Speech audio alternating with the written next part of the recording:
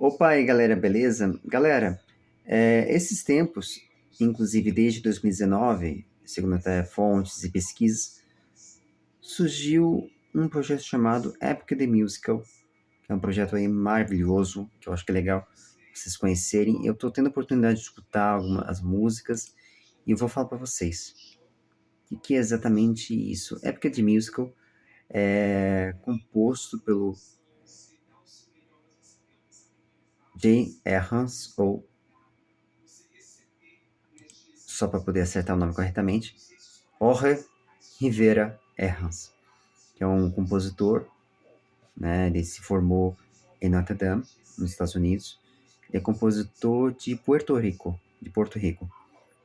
E ele fez uma produção inspirada no conto de Odisseu, na Odisseia, que conta a história do nosso herói, Odisseu, que luta durante a Guerra de Troia por 10 anos, participando dessa guerra sanguinolenta, que na qual, para quem não conhece mitologia, vou resumir basicamente. A Odisseia começa justamente no período da Guerra de Troia, quando Helena, que é a peça-chave dessa guerra, é a principal sublime dessas tramas, que na qual o próprio Odisseu comete o erro de fazer um juramento para que todos os heróis, né, lutassem por ela, pelo amor dela, e não só isso. Essa guerra de Troia, só para deixar registrada, ela foi justamente, salvo engano, eu posso estar equivocado, mas salvo engano pela essa mitologia, por Afrodite. E conflito em Afrodite e Eris. Digo, Afrodite e Atena. Que na qual as duas exportavam o amor. Quem era mais bela entre as deusas? E havia um item, era uma maçã dourada. A maçã dourada da discórdia de Eris. Essa maçã dourada que gerou todo o conflito. E uma pessoa que era humano, acabou caindo nessa situação. E foi usada para gerar essa discórdia. E na qual, como consequência, todos se apaixonaram por Helena. Helena foi alvo de conquistas, virou um alvo impróprio e gerou o início da Guerra da Troia, por causa do rapto de Paris. Paris que pegou Helena para si, de Menelau. E aí, iniciou toda uma guerra que durou 10 anos. E um estopim, o fim da guerra, foi justamente quando os gregos tiveram que fazer uma tática muito inteligente. A tática do Trojan Horse, ou do Trojan Horse, ou o cavalo de Troia, que é um cavalo de madeira enorme, que na qual os gregos deram. Aí vem a expressão presente de grego. Essa expressão significa que é quando um presente que é um presente perigoso, um presente que na qual se para você é uma farsa, um perigo. E aí o que acontece? Os gregos invadiam Troia e destruíam Troia por dentro.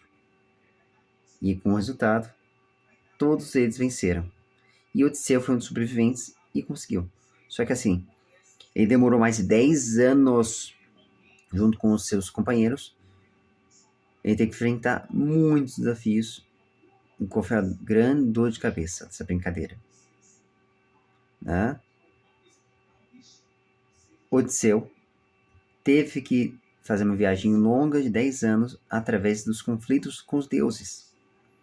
E um dos deuses que não aceitava, e ainda mais que foi uma punição, por causa de um caso, o Ciclope.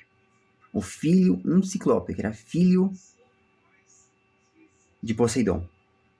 Esse Ciclope amaldiçoou Odisseu, após o mesmo ter perfurado o olho. E não só isso, ter também, inclusive, furtado e desrespeitado as leis da hospitalidade contra o Cíclope. E por pecado, o próprio pecado do próprio Odisseu, o fez ele navegar por 10 anos. Tem que enfrentar tudo sozinho. Ou seja, ele não pôde ver o filho crescer e sofreu muito com essa brincadeira. Sofreu. Por pelo destino e pelas forças transcendentais que o próprio Poseidon e os deuses não aceitavam que ele voltasse tão cedo para casa. E quase que ele perde o reino. Mas enfim, é o resumido. E segundo as informações que agradeço a Julia, né, do canal, deixa eu verificar aqui, Julian Fire, que é uma especialista que também entende bastante de música, especializada nesta área de cultura pop e entretenimento, ela trouxe uma coisa muito interessante, uma análise musical das composições. Quando o próprio Jorge disse como que ele fez as músicas, se inspirou nos animes e nos videogames. Nos videogames por causa da evolução de cada fase, porque cada fase que passa é um desafio para poder construir. Então isso não é brincadeira. Para poder construir essa narrativa, a pessoa tinha que desenvolver algo. E também outro elemento. Foram inspirados nos temas Disney, principalmente no tema de Pedro Lobo, na qual é uma história cantada.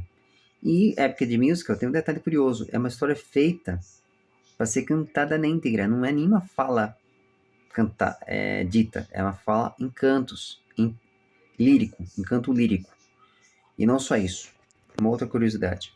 Quando eu escutei, ele praticamente trouxe um universo musical, dos musicais, dos grandes musicais, que detalhe, ele estudou teatro, sendo que originalmente ele era para ter estudado outro departamento, era o departamento de medicina, depois ele migrou para o departamento de teatro musical.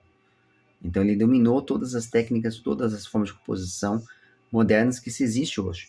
E misturou elementos do rock, elementos de várias culturas, né, de vários países, trazendo outros instrumentos especificados para cada personagem, como o fruto da inspiração do Pedro Lobo, e também as letras. Ele inspirou num mundo dos animes, que é bem, cada letra, cada proposta tem uma canção, tem uma ideia, tem uma mensagem por detrás. E né, eu não vou destrinchar exatamente o que cada personagem representa, cada instrumento e o porquê dessa questão, que eu acho que a Julian Fire, que inclusive vou deixar o canal dela para vocês conhecerem, ela trouxe um conteúdo muito interessante, mais rico. E ela falou mais detalhes sobre isso, tá? Outro ponto. Eu vou falar uma coisa técnica. É raríssimo eu achar um compositor de alto nível nos tempos de hoje. Ele conseguiu fazer que pouca gente faça. É voltar a gostar de musicais, voltar a gostar desse universo, porque eu vou falar uma coisa. São pouquíssimos artistas hoje em dia que têm uma letra boa e sabem escrever letras muito boas. Porque vamos ser sérios, daquele lenga-lenga, é funk, é música falando de sexo, música falando de amores infundados, sei lá o quê, de conteúdo vago, vazio. Sem nada, vazio mesmo. Vazio mesmo. Me dá nojo, me dá asco. Eu escuto, porque é a minha sina como produtor musical e como especialista nessa área de música. Mas me incomoda é que há pouca coisa que na qual hoje em dia é muito valiosa. E esse é o caso. O Roger Rivera, Hans, conseguiu fazer o que poucos hoje em dia, poucos compositores fazem, especialmente compositores voltados à composição falada, não a composição instrumental, que a gente sabe bem que tem compositores até hoje inacreditáveis, maravilhosos. Mas é importante deixar aqui registrado o quão que é importante e tão valioso quanto. Por quê?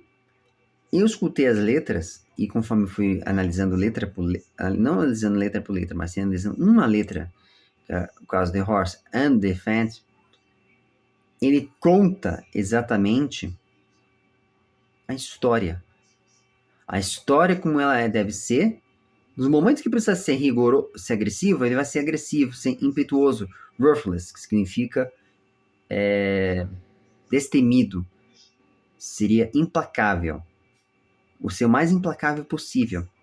Colocando delicadeza, a gente precisa colocar delicadeza e colocar força onde precisa colocar força. Então ele soube dosar muito bem isso e trabalhar uma coisa chamada progressismo, rock progressivo, que nos anos 90, anos 80, que era muito comum isso. E também lembrou muito. Ele puxou isso. Eric Lark Palmer, ele puxou muito aquelas referências bem antigas, que realmente grandes compositores tinham. E eu posso falar, eu até me atrevo a dizer, ele se equipara muito poeticamente, porque ele foi esperto em usar essa poesia grego-romana, essa poesia, essa lenda da mitologia romana, da mitologia grega, que é Odisseu, que é uma poesia grega, e trouxe elementos muito valiosos, contando exatamente o que é realmente contar uma história, em qual nos faz a gente querer ver essa história de fato, ler até o final. Conhecer a Odisseia e conhecer ele ao mesmo tempo. Só que assim, é recomendável que você veja ambos os dois lados, tanto o lado musical como também o lado da Odisseia. Mas também uma recomendação que eu faço e sugiro para prestar atenção no que as letras querem dizer, porque isso é crucial. Não podemos só ler e ver o que está dizendo, porque a letra é muito clara, né? Ela fala sobre os amores, sobre o universo da Odisseia, mas contando na visão dele o que é isso, e de uma forma muito poderosa. Eu me atrevo a dizer, que eu estava dizendo, que ele é muito que eu posso equipará-lo a Tom Jobim, a grandes compositores brasileiros, grandes compositores que nós temos hoje em dia, que nós tivemos Sondheim, né, Leonard Sondheim, também escreveu letras incríveis, sabe escrever letras boas. Por exemplo, que fez America, fez A Funny Thing Happens When You're Coming to the Forum, ou Forum, enfim. Amor Sublime Amor, né?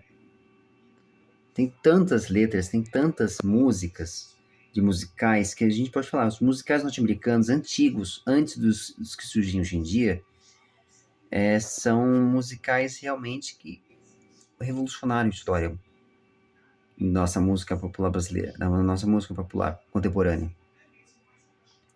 E esse é um caso de mostra claramente o que faltava.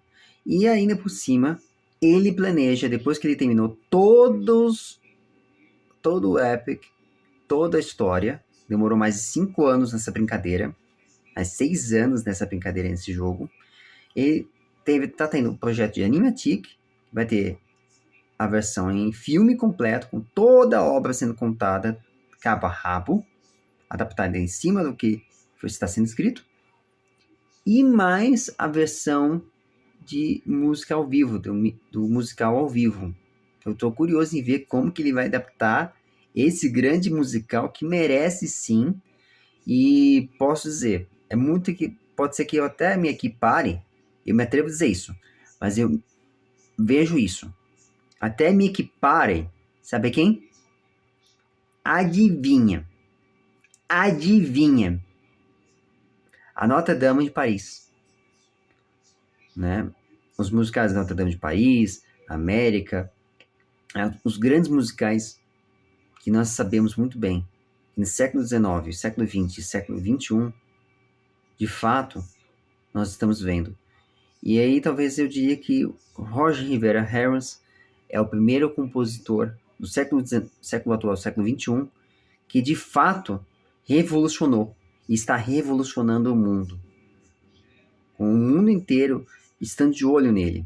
E eu torço para que haja compositores assim, que saibam escrever boas histórias, saibam utilizar uma boa música, mas escrever de forma sábia. Não só palavras que contam algo a mais, mas que escrevam letras e melodias que tenham a ver com o elemento que eles querem trazer. Algo que faça sentido, né? Mas é isso aí, pessoal.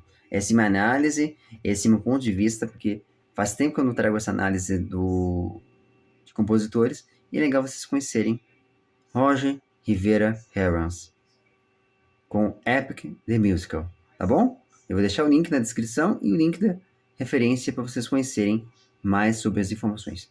Fechou? Um forte abraço e até a próxima!